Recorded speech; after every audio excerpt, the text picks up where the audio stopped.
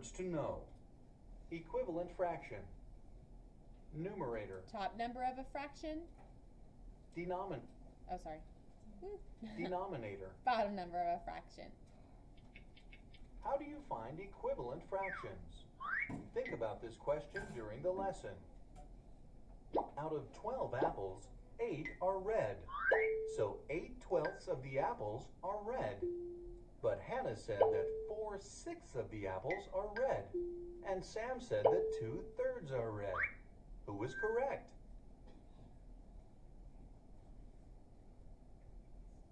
What would make it easier to visualize 4/6 of these apples?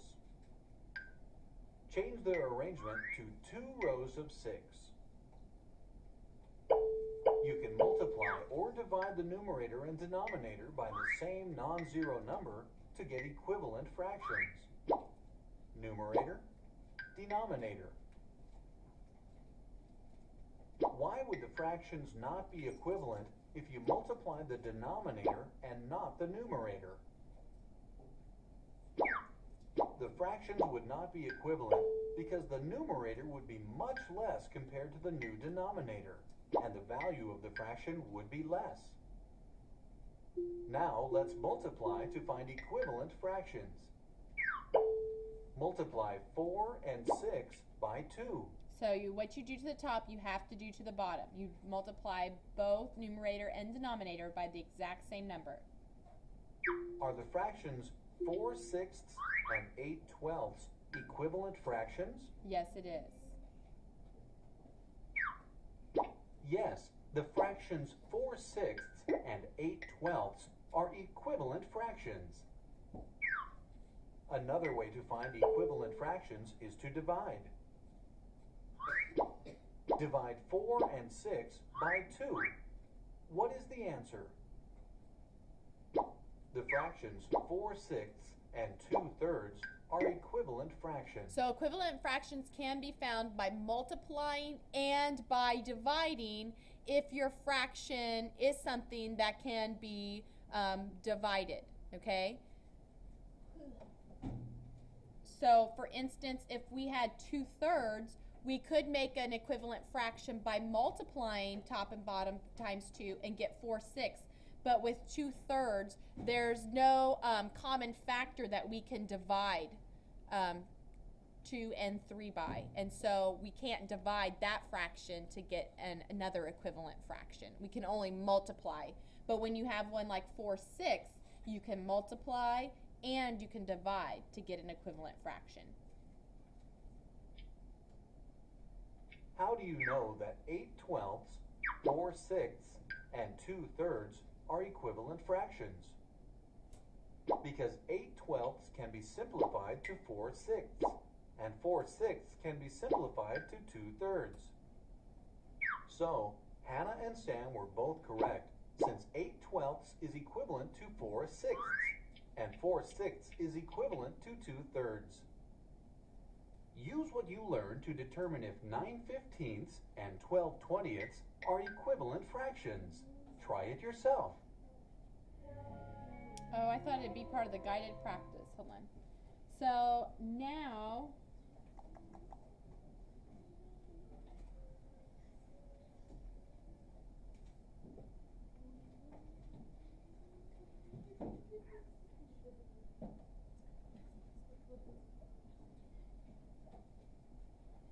okay, let's do a couple of these guided practice problems, okay? You can put them in your notes. This is 9-3, no, 4, sorry, 4, 9-4.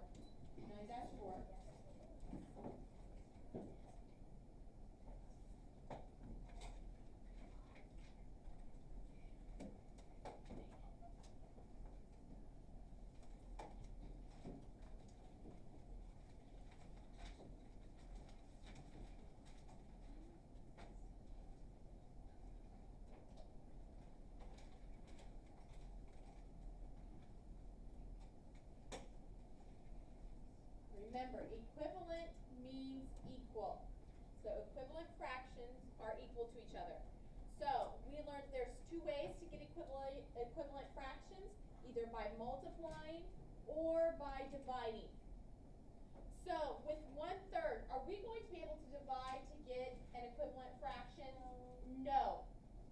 Because other than 1, there's no number that goes into 1 and 3. So there's nothing that we can divide both 1 and 3 by. So the only way to get an equivalent fraction is to multiply. So we could multiply top and bottom times 2 to get 2/6. That would be an equivalent fraction. We could take top and bottom and multiply it times 12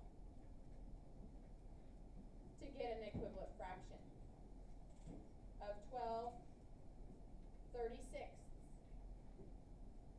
Either way, whatever number you choose. You could choose to take top and bottom times 50. Either way, you're going to have an equivalent fraction. We know that really now 2/6, 12/36, 1/3, they're all equivalent. I could take 12/36 and divide them both by 3 to get, I'm sorry. Yeah, that would be 4 12.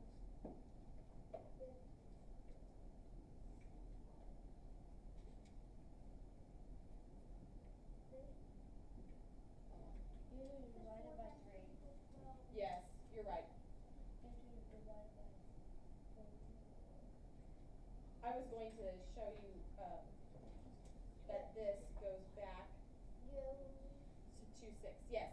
Okay. So I can take that. Divided by. If I divide it by 3, I get 4/12, which I can divide by 2 to give. Oh, sorry, new color. Running into the blue. To get 2/6, which is right here. And I can divide that by 2 to get 1/3, which is right here. So they're all equivalent.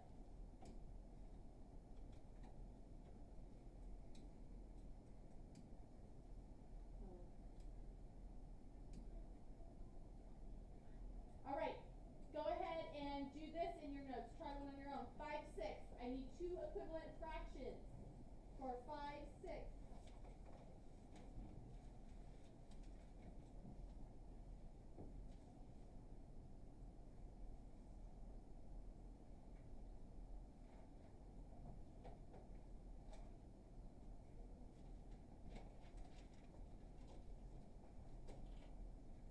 Brody, are you going to be able to divide to get an equivalent fraction? No. Why? Because there's nothing 5 can divide by 6. That also goes into 6. Right, 5 is a prime number. So right away I know I'm not going to be able to divide 5 and 6 by a common number.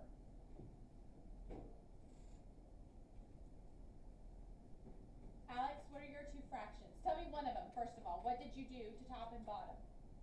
I multiplied 5 times 2 and 6 times 2. To get 10, 12. 10 12s? Oh, and Shad, what's one of yours? What did you do? 5 times 5 and 6 times 5. Okay, multiply top and bottom by 5 to get? 5, 6. No, that's what you started with. That's okay. 25 30ths. Very good. Claire, what did you multiply top and bottom by? Times 2. And what did you get? 10 12. Somebody do a different one that hasn't been said yet? Destiny. Times 3. Okay. 15, 15 18ths. Nathan. Times 10. Okay. And got 50, 60. 50 60ths. One more. Last one, Kyle. I don't have one, but I just figured out a rule. Okay. So, the number that you multiply by Yes. is the difference between the numerator and the denominator.